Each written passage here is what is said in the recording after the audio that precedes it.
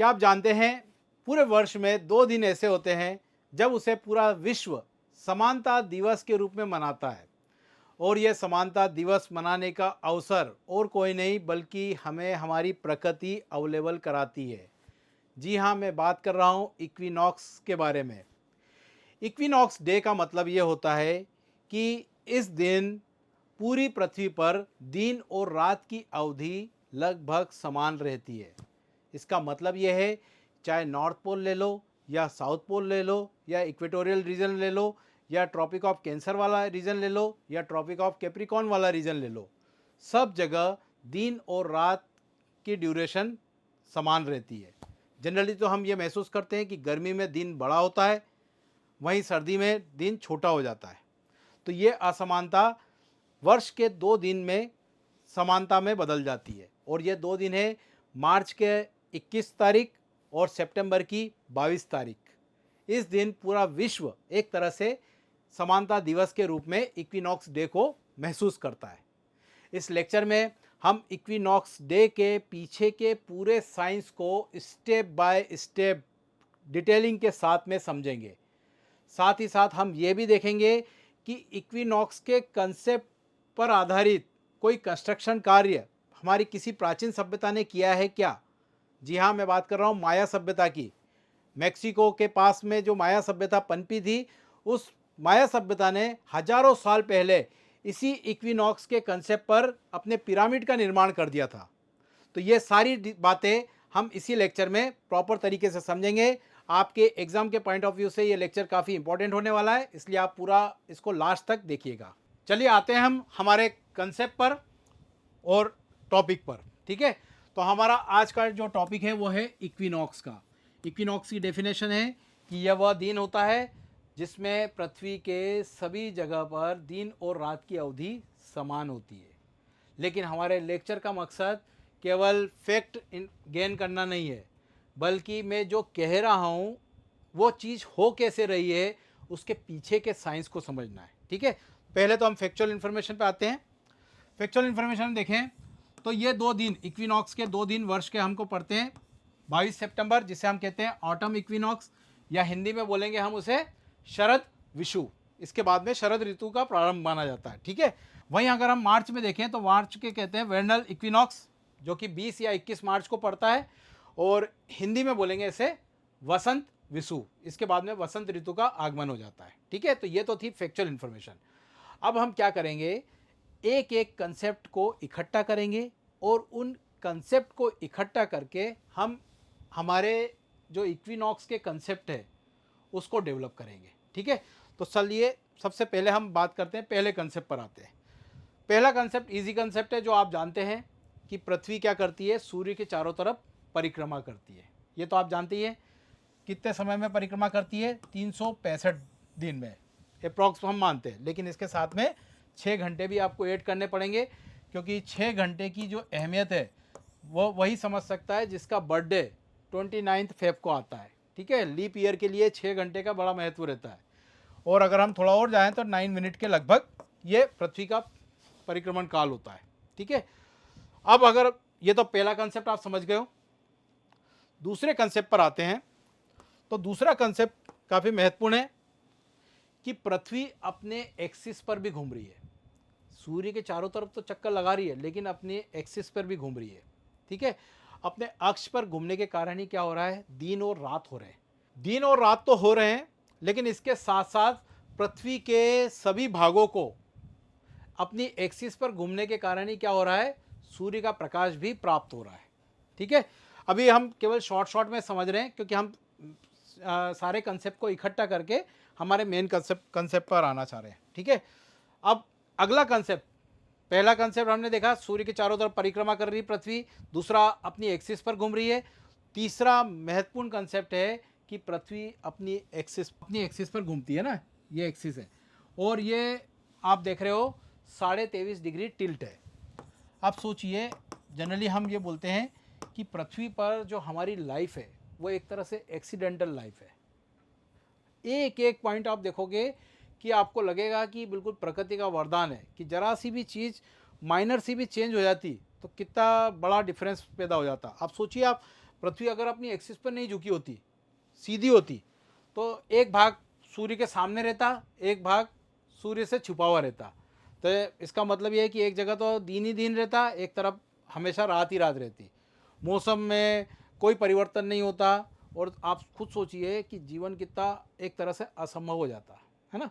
अब इसी accidental life में अगर आप देखें तो बहुत सारे अजूबे आपको ब्रह्मांड में दिखेंगे। जैसे कि आप देखोगे कि अगर हम प्लेनेट देखें सारे, तो हमारे प्लेनेट में, हमारे पृथ्वी के पास में आपको मार्स मिलेगा, मार्स के उधर आप जाओगे तो जुपिटर मिलेगा। अब जुपिटर इतना बड़ा प्लेनेट है, सबसे बड़ा प्लेनेट है, और जुपिटर का ग्रेविटेशनल फोर्स भी सभी प्लेनेट में सबसे ज़्यादा है। उसके कारण क्या होता है कि बड़े बड़े चट्टानी पिंड उसके ग्रेविटेशनल फोर्स के कारण मार्स और जुपिटर की कक्षा में घूमते रहते हैं। अब सोचिए अगर जुपिटर नहीं होता तो वो सारे चट्टानी पिंड कहाँ आके गिरते? पृथ्वी पर आके गिरते। ये एक अलग अजूबा है। एक अजूबा हम देख ही चुके हैं। तीसरा अजूबा ये है कि भैया सूर्य के ग्रेविटेशनल फोर्स के कारण हम क्या है, पृथ्वी सूर्य के चारों तरफ चक्कर लगा रही है, जिसके कारण क्या है कि सूर्य का प्रकाश पृथ्वी के अलग अलग भागों को प्राप्त हो रहा है। तो इस तरह से आप कभी सोचने बैठें तो आपको एक अलग जिज्ञासा भी बनेगी, आपकी साइंस के प्रति रुचि भी जगेगी, और आपको मालूम पड़ेगा कि इंसानी जीवन एक तरह से पूरी तरह से प्रकृति का वरदान है ना, भगवान का वरदान है। क्योंकि एक माइनर सी चीज़ें भी जरा सी डिस्टर्ब हो जाती तो उसके कारण पूरा जीवन ही अस्त व्यस्त हो जाता है। ठीक है, तो चलिए हम वापस से आते हैं कि एक तो ये हमारा तीसरा कंसेप्ट हो गया, ठीक है, कि 23.5 डिग्री पृथ्वी अपनी एक्सिस पर झुकी हुई है। अब एक और चीज़ है कि पृथ्वी के बीचों बीच में एक एक्सिस के उधर ही एक इमेजनरी लाइन है। उस इमेजनरी लाइन को हम कहते हैं टर्मिनेटर। टर्मिनेटर इसलिए कहा जाता है कि यह वह लाइन होती है जो कि पृथ्वी के प्रकाशित भाग और अंधकार वाले भागों को क्या करती है, अलग अलग करती है। अच्छा, टर्मिनेटर लाइन में एक और चीज़ याद रखना, इसे हम ट्विलाइट जोन भी कहते हैं। याद रखना, ये आपकी एग्जाम के पॉइंट ऑफ व्यू से जरूरी हो सकता है। इसे हम क्या कहते हैं? Twilight zone. अच्छा, एक और चीज़, पृथ्वी तो अपनी एक्सिस पर घूम रही है। जब अपनी एक्सिस पे घूम रही है तो उसके साथ साथ ये टर्मिनेटर लाइन भी क्या होगी, घूमेगी कि रुकी रहेगी? ये भी साथ साथ घूमेगी, है ना। अच्छा, ये साथ साथ घूमती है, लेकिन इसका जो व्यवहार होता है वो पोल पे थोड़ा अलग होता है और बाकी जगह पे थोड़ा सा अलग होता है। ठीक है, इसको हम अलग से और समझेंगे। अब यहाँ पर आप देखो, यहाँ पर तो मैंने आपको सीधे सीधे कह दिया कि भैया कि यहाँ की जगह पूरी प्रकाशित है और यहाँ की जगह क्या है, अंधकारमय है। लेकिन एक्चुअल में एक एग्जाम्पल आप समझिए, आपने सूर्यास्त देखा होगा। आप मान लीजिए, इमेजिन करिए कि समुद्र के सामने खड़े हो, समुद्र तट पे, और सामने से क्या है, सूर्य को अस्त होते हुए देख रहे हो। अब सूर्य तो अस्त हो गया, बिल्कुल डूब गया, लेकिन उसके बावजूद भी आपको कुछ समय तक तो दिखाई देता ना, रोशनी तो दिखाई देती है। महसूस किया आपने कि भैया सूर्य डूबा है वो सीधे रात हो जाती है? ऐसा तो नहीं होता। अब ऐसा इसलिए होता है, देखिए यहाँ पर क्या होता है कि ये जो टर्मिनेटर लाइन है, अगर हम इसके एक्चुअल हम थ्योरेटिकल पार्ट पे जाएं तो हम इससे ये हम लगाएंगे कि अंदाज़ा लगाएंगे कि एक तरफ तो प्रकाश ही रहेगा, एक तरफ अंधेरा ही रहेगा। लेकिन एक्चुअल में ऐसा नहीं होता। सूर्य की कुछ रोशनी क्या होती है, दूसरी तरफ को भी कुछ न कुछ हिस्सा प्रकाशित करती है। अब प्रकाशित क्यों करती है, इसको मैं आपको समझाता हूँ। अब ये कुछ हिस्सा प्रकाशित इसलिए होता है, आपने एक कंसेप्ट सुना होगा, एटमॉस्फेरिक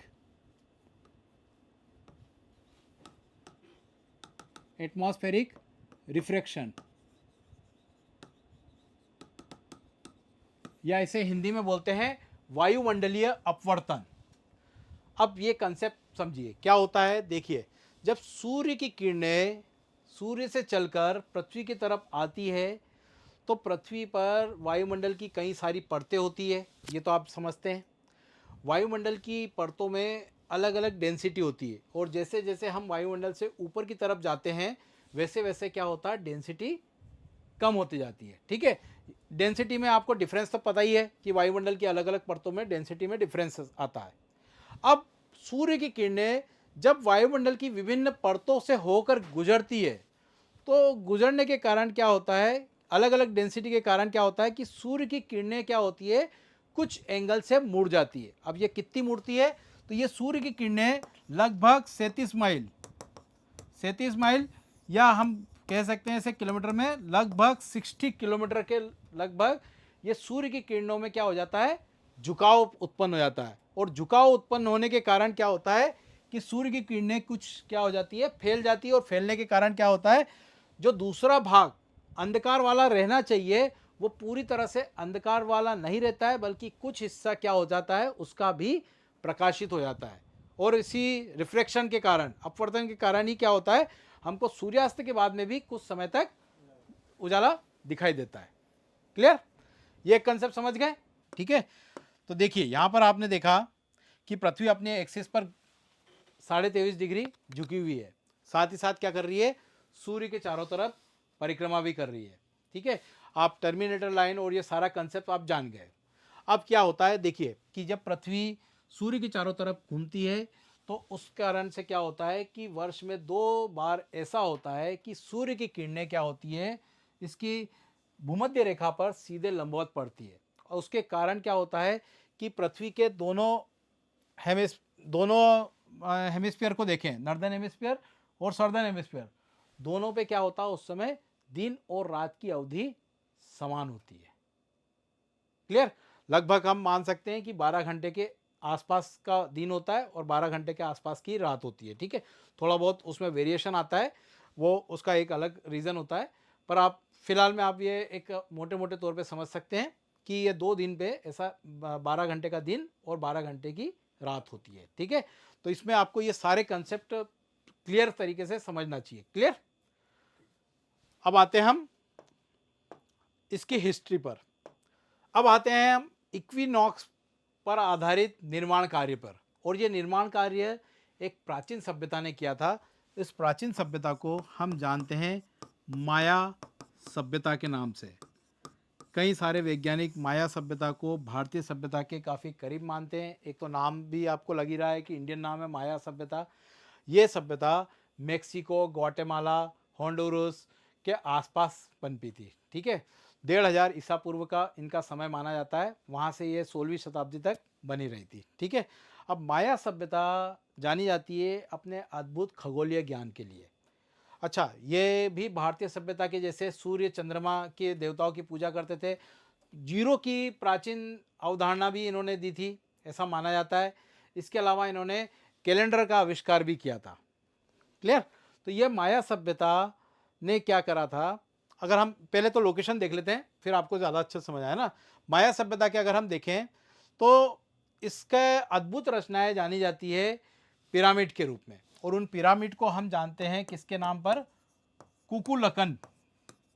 कुकुलकन पिरामिड, इन्हें क्या कहा जाता है, इनकी रचनाओं को कुकुलकन पिरामिड, कुकुलकन पिरामिड या कुकुलकन मंदिर। ठीक है, और ये पिरामिड को हम एक और नाम से जानते हैं, कैलिस्टो पिरामिड। ठीक है, और ये कैलिस्टो पिरामिड की अगर हम लोकेशन देखें तो ये लोकेशन आती है युकाटन चैनल, है ना, मेक्सिको के पास में युकाटन चैनल। अगर आपने ज्योग्राफी पढ़ी होगी, आपने वहाँ पर गल्फ स्ट्रीम पढ़ा होगा, गल्फ स्ट्रीम में आपने युकाटन चैनल जरूर देखा होगा, क्योंकि गल्फ स्ट्रीम की जो शुरुआत होती है वो इसी चैनल से होते हुए फिर इस तरह से आती है। ठीक है, वो ज्योग्राफी में हम अलग से डिस्कशन करेंगे। ठीक है, लेकिन आपको हिस्ट्री, ज्योग्राफी, ये सब चीज़ें जोड़ते हुए आना चाहिए। तो यहाँ पर युकाटन प्रायद्वीप पर ही एक जगह है कैलिस्टो, है ना, उस कैलिस्टो पे ये वाला आपको पिरामिड दिख रहा है इमेज में। तो ये पिरामिड किसकी संरचना है, माया सभ्यता की, है ना। अब इस संरचना में अगर हम देखें तो ये वैज्ञानिक रिसर्च कर रहे हैं, इसमें पिरामिड के अंदर भी कई सारे पिरामिड है।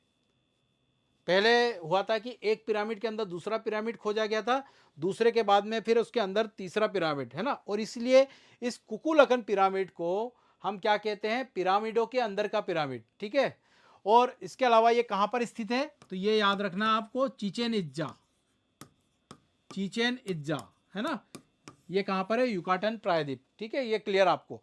तो माया सभ्यता का निर्माण कार्य जो चिचेन इत्जा में स्थित है उसे हम जानते हैं कुकुलकन पिरामिड से। अब इक्विनॉक्स से इसका क्या संबंध है, एक्चुअली क्या होता है कि इक्विनॉक्स के दिन, चाहे 22 सितंबर ले लें या 21 मार्च को, तो जब सूर्य की किरणें, जब सूर्य अस्त हो जाता है तो सूर्य अस्त होने के बाद में इसकी उत्तरी तरफ की जो दीवार है वहाँ की सीढ़ियों पर जब सूर्य की रोशनी पड़ती है तो वो रोशनी क्या करती है, उसकी शेडो से एक सांप नुमा आकृति बनती है। ये दिख रही है आपको सांप नुमा आकृति।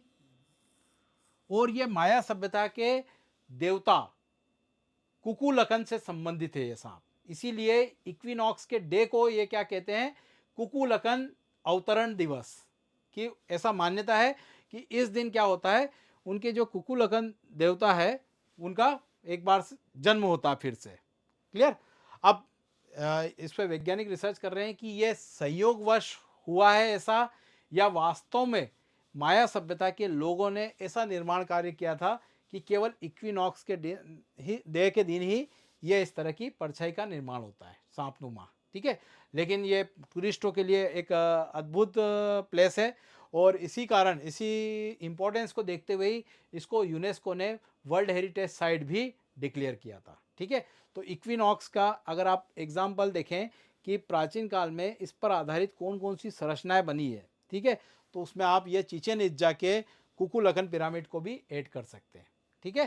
तो ये हमारा था पूरा इक्विनॉक्स का कंसेप्ट, और इसका हिस्टोरिकल महत्व भी हमने देख लिया है कि इस पर आधारित कौन कौन से निर्माण कार्य हुए हैं।